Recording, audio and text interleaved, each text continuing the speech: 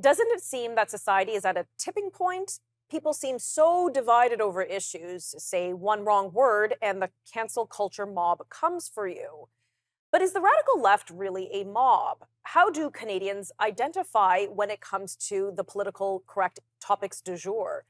Well, great news for all of you who want to see how the numbers break down in Canada's political conflicts. Angus Reid recently polled Canadians and released numbers and essentially break down the population into five categories, from zealous activists to defiant objectors and everything in between. So, how do you identify? Are culture wars making Canadians better or worse, or dare I say, nicer and more polite? I'm pleased to welcome back Bruce Pardy, Executive Director of Rights Probe, Professor of Law at Queen's University, and author of this latest piece, Woke Wolves Dominate the Culture War Ecosystem for Now. Bruce, thank you so much for joining me again. It's always a pleasure to have you on.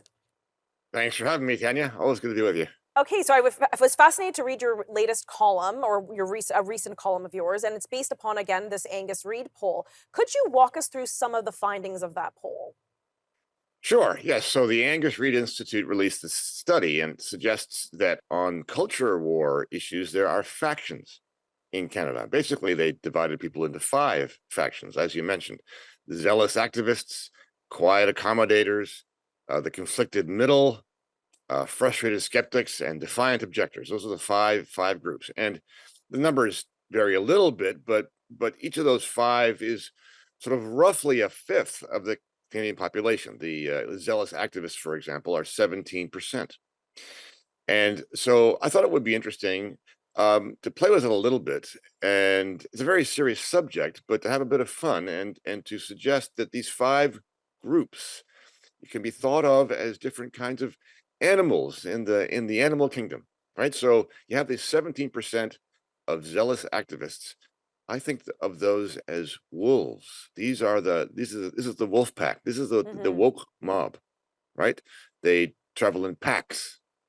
They are all in on the social justice revolution, and these people are the source of the cancel culture that you mentioned. You know, Hmm. they as like wolves, they hunger to rip to shreds the reputation of anyone who dares to defy progressive agendas. Oh my goodness. And 17% of the population identifies as such, basically, with your obviously your animal caricature applied on top.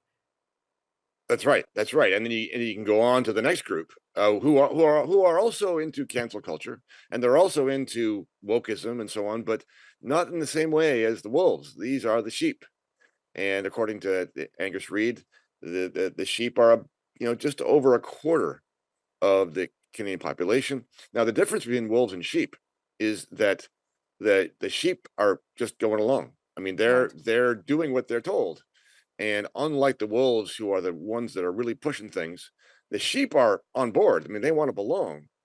Uh, they're they're they're they're into it, but they're not into it in the same way the wolves are.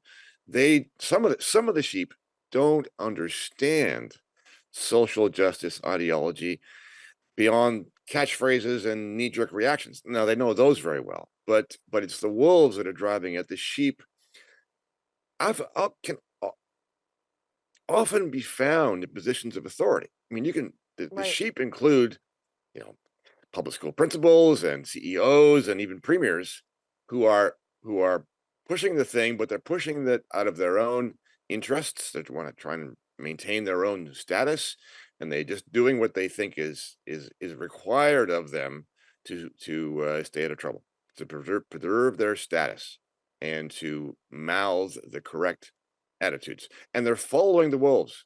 But what they don't understand is the wolves are their biggest threat, because wolves will turn on anyone who missteps, Especially a sheep. Uh, now, especially a sheep. and these two cohorts together, the woke wolves and the sheep, that makes over 40% of this country. Oh, it's a big chunk. It's a big chunk, but it's not as big as people sometimes think. I mean, the wolves seem to be more numerous than they actually are. They're only 17%. Mm, But I think they appear to be more numerous than they are because they're so loud. I mean, they like to howl, right? They howl. They love to virtue signal, and they love to complain. and Okay. make a lot of noise, and so they appear to be larger than they are. Okay, I'm going to pause you there. We've got to cut to commercial. We'll be right back.